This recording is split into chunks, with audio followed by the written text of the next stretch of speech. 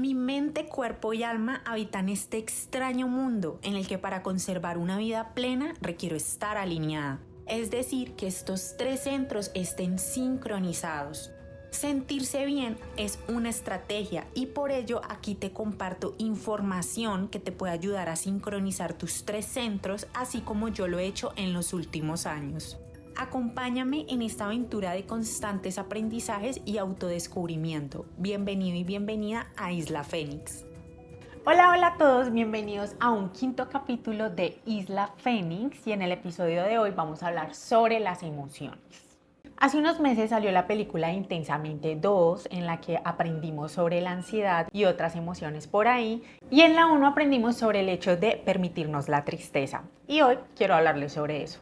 Y antes de ir a hablar sobre la tristeza hay que definir qué son las emociones. Las emociones son reacciones que experimentamos los seres humanos y nos permiten sobrevivir en el entorno en el que estamos. Su función es meramente adaptativa. Los seres humanos tenemos 6 emociones primarias: las placenteras y las displacenteras.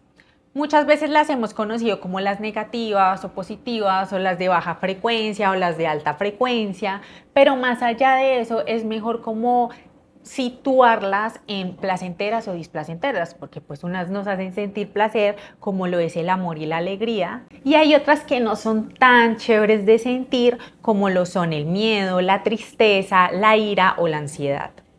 Como dije anteriormente, cada una de nuestras emociones tiene una función adaptativa, es decir, que están ahí por una razón, no es porque vengan a jodernos la vida o hacernos sentir mal por un rato. ¿Qué pasa cuando nosotros no nos permitimos sentir una emoción? Nos perdemos de la función que ésta tiene y de lo que nos viene a enseñar en esta experiencia llamada vida. Ahora hay algo que es muy importante que también debemos tocar, y es la relación que tuvimos con nuestras emociones en los primeros años de nuestra vida. Por eso es que estas películas se enfocaron mucho en el hecho de permitirnos sentir las emociones para que no las reprimamos, porque cuando una emoción no se expresa o se expresa en exceso, que ahí es cuando venimos a hablar del equilibrio, están esos dos polos de una emoción. De los 0 a los 7 años, recuerden que muchas de las experiencias que tuvimos marcaron nuestra vida, y una de esas experiencias que marcó nuestra vida fue cómo nuestros padres reaccionaron a nuestras emociones,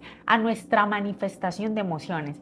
¿Qué pasaba cuando llorábamos? ¿Qué pasaba cuando estábamos enojados? ¿Qué pasaba cuando sentíamos mucha alegría? ¿Qué pasaba cuando sentíamos mucha tristeza? Por eso es que ahí viene el tema de los niños que criaron, el machismo y todo esto, donde les enseñamos a los niños y a los hombres que los hombres no lloran, que solo las niñas lloran.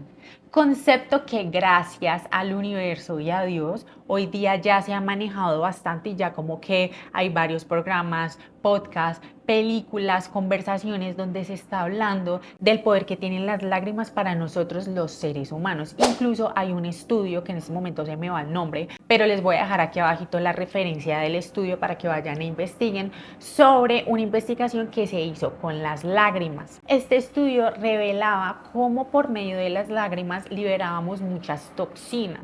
Las lágrimas nos permiten liberar y sacar cosas que estamos cargando en nuestro cuerpo, y cuando no nos permitimos hacerlo, simplemente lo que hacemos es acumular, acumular, acumular, acumular, acumular, y todo lo que se acumula algún día tiene que salir, estallar, explotar. Y por esta razón es que nos puede pasar que, no sé, en una situación, por ejemplo, alguien hace algo que a mí me incomoda, ¿cierto? Y yo, en vez de expresarle a esa persona que me incomoda eso que está haciendo, lo que hago es callármelo. Y la persona después vuelve a hacerlo y nosotros nos quedamos callados. En este punto, la otra persona no está haciendo absolutamente nada mal, porque no sabe que lo que está haciendo te está causando daño. Si nosotros, en vez de expresar eso que nos está incomodando, no lo guardamos y acumulamos y acumulamos y acumulamos y acumulamos, va a pasar que algún día, cuando esa persona lo vuelva a hacer, nuestra reacción no va a ser la mejor. va a tener un montón de emociones también manifestadas, como la ira, el enojo, la rabia, y podemos llegar a hacer cosas o decir cosas de las cuales después nos vamos a arrepentir. Entonces aquí van 3 preguntas clave que quiero que se hagan. Se las pueden responder mentalmente o si no en un cuaderno. Primero, pensando tú en tu infancia, ¿qué tanto se permitió el que esta emoción existiera? ¿Qué tanto derecho tenía esta emoción de existir? ¿Cómo nuestros padres manejaron la manifestación de estas emociones? Entonces, respondiéndonos estas preguntas, dependiendo de cómo nuestros padres manejaron la existencia de nuestras emociones en nuestra niñez, nosotros vamos a desarrollar mecanismos de defensa para poder adaptarnos a la sociedad y a los entornos. Hay algo muy importante que quiero aclarar y es que a nuestros padres hay que agradecerles. Nuestros padres hicieron lo mejor que podían con las herramientas que tenían y con lo que sabían. Independientemente de lo que hayan hecho ellos, fue lo mejor que pudieron hacer para nosotros y por nosotros. Sin embargo, hago esta aclaración porque por mucho que ellos trataron de ser buenos padres, aún así muchas de sus reacciones lo único que hicieron fue que nosotros empezáramos a reprimir emociones y por eso es que generamos alguno de estos 2 mecanismos de defensa. El mecanismo 1 es que te permite sentir la emoción, pero en tu rostro no se expresa, o sea, no expresamos esa emoción y se manifiesta de otra forma o con otra emoción. Entonces pasa mucho, por ejemplo, con los papás que tienen adolescentes que son muy rebeldes o que están enojados todo el tiempo o que están pasando por una crisis y no hablan con ustedes y ustedes no entienden por qué carajo sus hijos están así. Y es porque probablemente están cargando algo o por no quererse sentir vulnerados evitan expresarla. Y el mecanismo 2 es la de no sentirla. Que en eso, mis queridos amigos, aquí está la experta. Ahora, ¿qué pasa? Nosotros estallamos cuando activamos alguno de estos 2 mecanismos de defensa cada vez que sentimos alguna de estas emociones. Entonces, por ejemplo, en los últimos días me enteré yo estoy en varios procesos terapéuticos porque me gusta aprender de mí, me gusta aprender de la psicología. Descubrí que no me permito sentir la tristeza. Y es verdad como que yo, por ejemplo, casi no lloro. Muchas veces me obligo a llorar o incluso mis familiares son los que me hacen llorar. Una de las tareas que me dijo a mi terapeuta fue ver películas que me hagan llorar, porque a mí lo que me pasa es que cuando estoy en momentos tristes, como que yo evito sentirlo, ¿cierto? Entonces yo me abro aquí a contarles esto porque es importante que, bueno, así como yo estoy siendo vulnerable en este momento contándoles que a veces se me dificulta permitirme sentir la tristeza y que de pronto puedo caer en un positivismo tóxico y que para mí es muy teso porque yo era las personas que cuando hablan del positivismo tóxico yo era, ay, sí, no. Yo positivismo tóxico, no, yo sé que en la vida pasan cosas malas y uno no puede estar positivo todo el tiempo, pero de alguna u otra forma sí hay un positivismo tóxico en el hecho de que no me permito sentir las emociones, no me permito sentir la tristeza. Hace poco atravesé por un momento en el que me sentía muy triste y yo me sentía súper mal por sentirme triste. Entonces es una confrontación en la que digo, pucha, las emociones están ahí para sentirlas y a veces hasta el mismo amor. El amor también evitamos a veces sentirlo. Entonces, esto es un mensaje, mi people, mi gente linda, para que conozcamos un poco más de las emociones y permitamos sentirla en nuestro cuerpo. Son incómodas, sí, son muy incómodas. Algunas, las displacenteras, por ejemplo, porque las placenteras, qué rico es sentir amor y alegría.